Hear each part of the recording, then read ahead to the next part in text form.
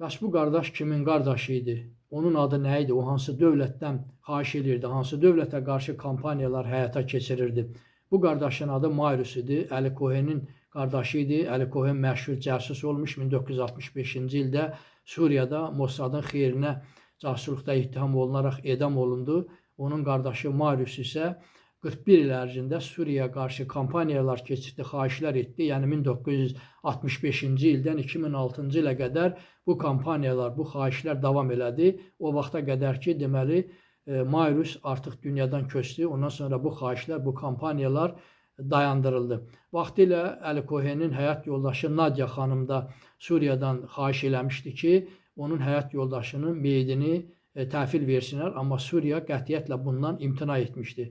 Əli Cohenin saatına gəldikdə isə deməli 2018-ci ildə Dəməşqdə dul bir qadının deməli bir saatı satışa çıxardığı bilinir və Mossad əməkdaşları dərhal o saatı alırlar. Ona görə ki, həmin saatın Əli Cohenə aid olduğu bildirilir. Həmin saat isə deməli Mossad təşkilatının Təl-Əvivdə yerləşən qərargahına təhvil verilmişdi. Bu tip videoları izləmək maraqlıdırsa kanalıma abunə olun.